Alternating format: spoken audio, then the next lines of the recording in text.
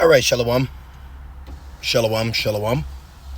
First and foremost, I want to give all praise, all honor, and all glory to Yahweh, Bahashem, Yahushai, Bahashem, Rachakwadash. I'd also like to give double honors to my elders and apostles of Great Millstone that do well.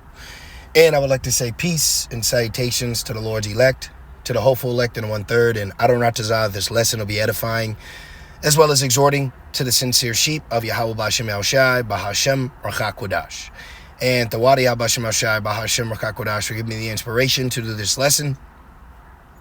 And as the title reads, Amalek can strike Persia at any second. Let's put that in. At any second. Okay, this is a thought that I was having with myself last night. I was just sitting back thinking, all right, and I screenshotted this. I just asked Google, Amalek says it will attack Persia.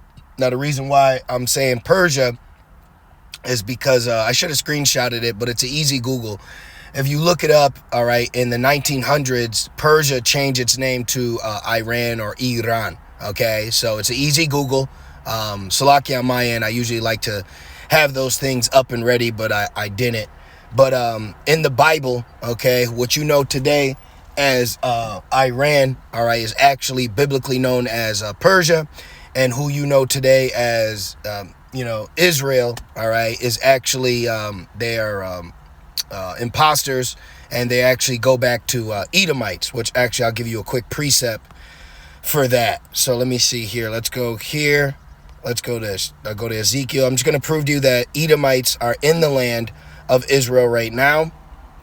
And Amalek is actually a grandson of Edom, all right? So this is how we correlate who calls themselves us, all right? They're actually Amalekites. This is Ezekiel 36 and Ezekiel 36 and 5.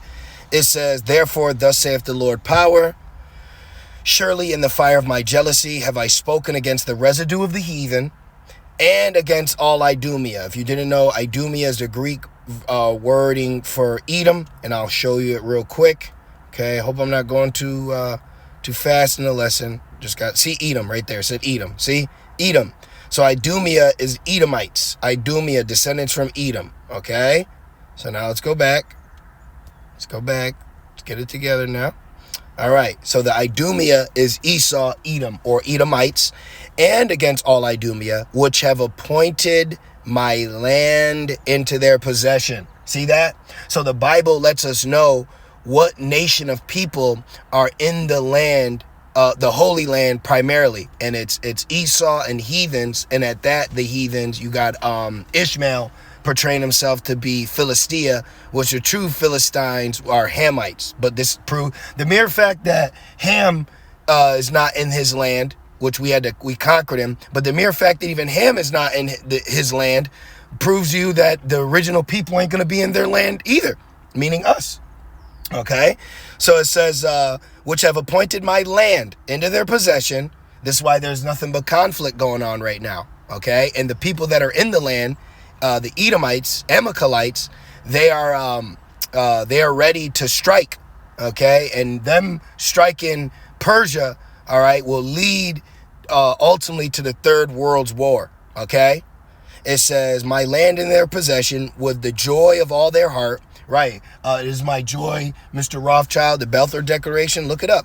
And it says, with despiteful minds to cast it out as a prey. So right here, we have the precept to prove that right now, okay, heathens, and at that, Edomites are in the land. Okay. And now the heathens that are in that land are prophesied to bring Babylon into war for the actions that they do to other heathens round about them in the land. Now that I said that, now I can read this. Look at this.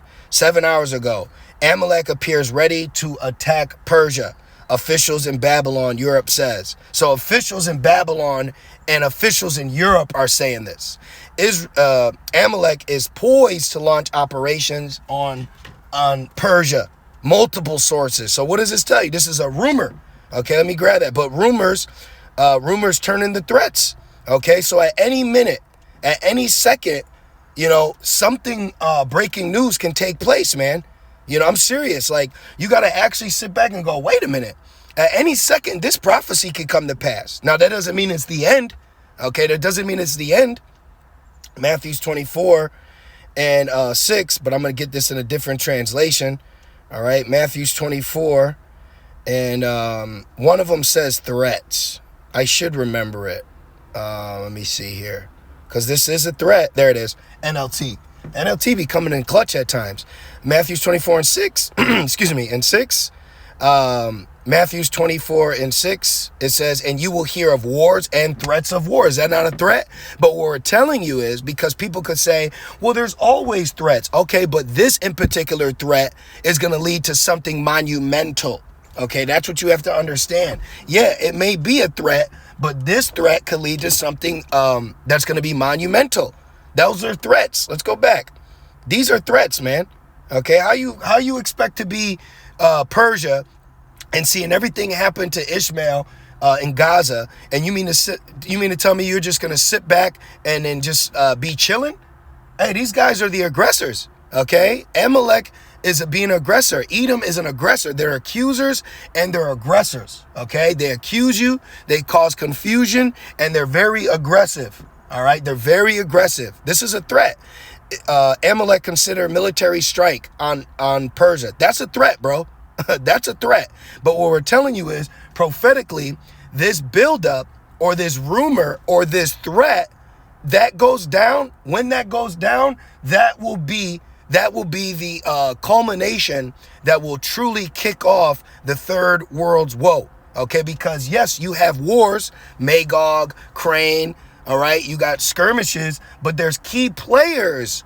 When you start seeing key players start to showcase these attributes that we need prophetically, that's when you kind of get up in your seat. Like, ooh, see? So hearing that, thinking on that, and knowing prophecy, one would have to say, hey, we could just be chilling and breaking news, such and such has been attacked, such and such this.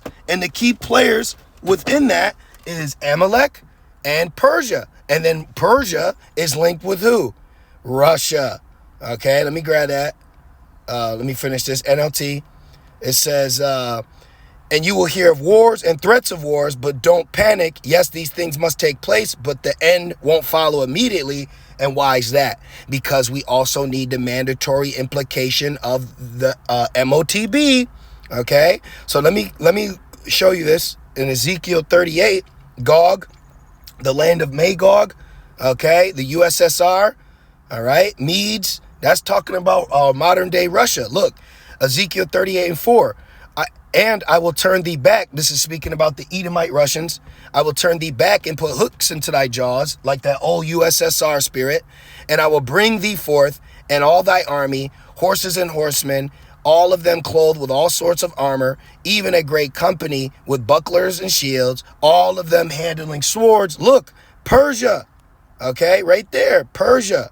All right, Persia is modern day Iran. All right, let's actually see what the blue there has to say. I don't want to go to Google because if I click on Google, it can mess up my what the hell is it called? The microphone. So let's see, Persia, Caucasus, Persian Empire. Okay, I just wanted to see if it would have anything. Okay, I just wanted to see. Persia. Okay, so they don't got too much on it. Okay, it's all good. It's just a Google. You know, it could be something in here I'm missing. So like, I just got a few minutes, so just wanted to touch on this real quick. Oops, excuse me for that. Okay, so Persia, all right. I mean, I guess technically we could, I could probably try the search bar in here, but I'd rather you brothers look it up. Just look it up, okay? Persia is modern day Iran. So right here, verse 5, Persia, Ethiopia, and Libya with them, all of them with shields and helmets. So you see that? So right here, you have prophetically that Persia is in league with Russia. So the minute Amalek strikes Persia, that's going to bring them into war, okay? And Babylon's going to have to come to the aid of Amalek. Jeremiah 49 and 20, therefore hear the counsel of the Lord that he has taken against Edom, and his purpose that he has purpose against the inhabitants of Teman. It says, surely the least of the flock, and the least means youngest. The youngest of the flock of Esau's rulership is the 48ers, okay? They're the youngest. This word least goes in the youngest. So who's the youngest? The youngest Edomite power out here. It's Amalek, because they didn't get that land until 1948, okay? Shall draw them out. Surely he shall make their habitation desolate with them. So how is the least of the flock going to draw Babylon out? By the least of the flock attacking in particular nation that is in league with Magog, i.e. Russia. Okay, and it says, therefore, hear the counsel of the Lord, Jeremiah 15:45, that he has taken against Babylon. So here it is, you have the same key component that will ultimately fulfill two prophecies concerning Edom and concerning Babylon, because Edom also is ruling over Babylon, and Babylon is America today. So at any minute, Amalek can strike Persia, man. Okay, at any minute. We could be chilling. You know, you could think you're just going into work. You got some suffering you're dealing with. And I just got to say, man, this time that we're in, I know that we're suffering, but like, I'll give you a personal testimony. Sometimes, a lot of times, Satan attacks me soon as I wake up. Soon as I wake up, it's a whole bunch of mortal thoughts. You know, it's a whole bunch of just, here today, gone tomorrow.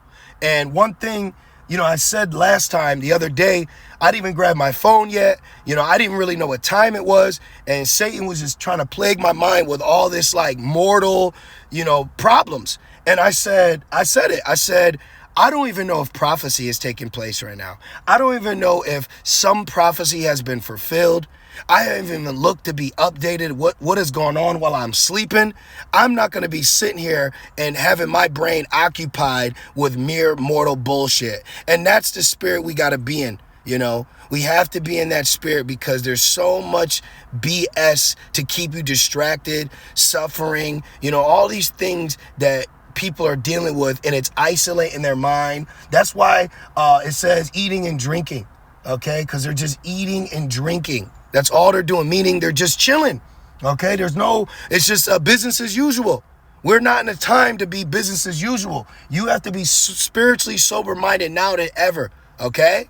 Not waiting for a chick to text you, call you, tell she likes you, loves you. We're here to wait for breaking news, man. There could be breaking news at any minute, any second, And even when you go into it, the time period from Jerusalem is different from ours. So while we're up, they're sleeping. While we're sleeping, they're up. So you can legitimately wake up to something. All right?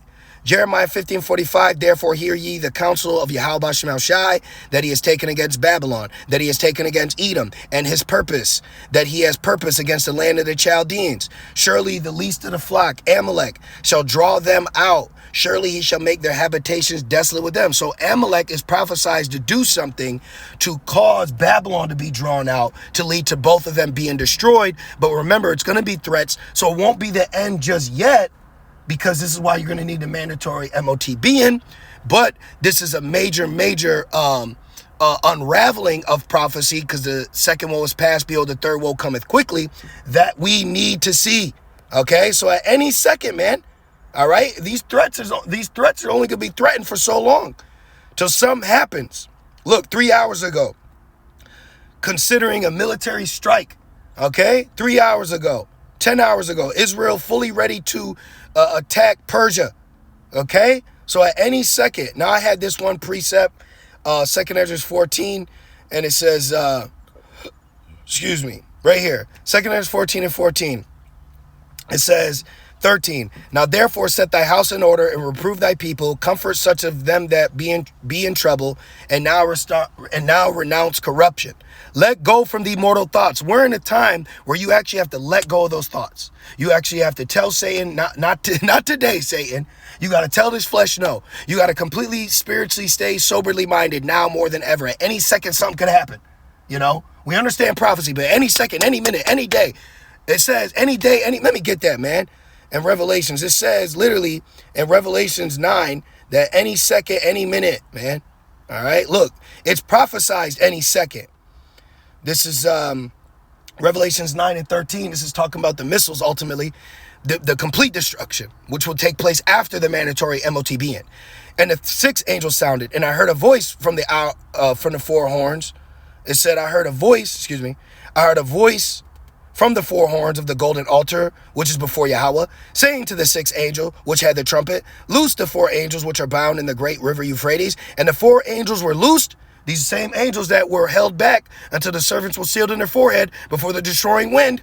And the four angels were loosed, which were prepared for an hour and a day and a month and a year for to slay the third part of men. And that's talking about here in Babylon. Okay. So prepared for an hour, within an hour or seconds, within seconds or within minutes. So any second, any minute, any hour, any day, any month, any year, this can take place. And that's the thought process and spiritual mind you got to have with collectively analyzing, watching everything play out in real time. It's math. What plus what equals this? So we're telling you the prophetic equation and the answers to the equation. Not everyone has the answers to. Okay? So this is why you let go of mortal thoughts. 2 Corinthians 14:14. Let go from thee mortal thoughts. All the bullshit, we all going through something, man. We're all dealing with so much that now it's becoming another day at the office for us. Suffering is now becoming another day in the office for us. Call law Yahweh Shemal Shai. Let go from thee mortal thoughts. Cast away the burdens of man. You better be casting away the burdens of man. You better not be allowing the burdens of man to consume your mind as you're waiting and watching for prophecy to unfold, even though it's at the door. Do not allow the burdens of man to burden you anymore. Put off now that weak nature, and set aside the thoughts that are most heavy unto thee, and haste thee to flee from these times. For yet greater evil than those which thou hast seen happen shall be done hereafter. So no matter what you've been dealing with, no matter what kind of bad day you've had, it is not going to equate to a day not like it. It's not going to equate to Jacob's trouble. It's not going to equate to the time period that we're getting ready to enter to. So you need to remain spiritually, soberly minded now more than ever. At any second, any minute, any hour, any day, any month, any year, prophecy can come to pass, and we're seeing them ready. But remember, the king's heart is in the hand of the Lord. So Adon Ratazah, the Lord, all right, has the least of the flock fulfill this prophecy, which will culminate the ushering in of World War III, but it won't be the utter destruction, because the MOTB has to come to pass first. Okay, but I just wanted to do that quick lesson. I pray that you brothers and very few sincere sisters was edified. And I just want to say, call halal, Yahweh, Ba'ashem Yahushai, Ba'ashem Rakakwadash. Double honors to my elders, bishops, and apostles of Great Millstone that do well. Peace and salutations to the Lord's elect. With that being said, Shalom.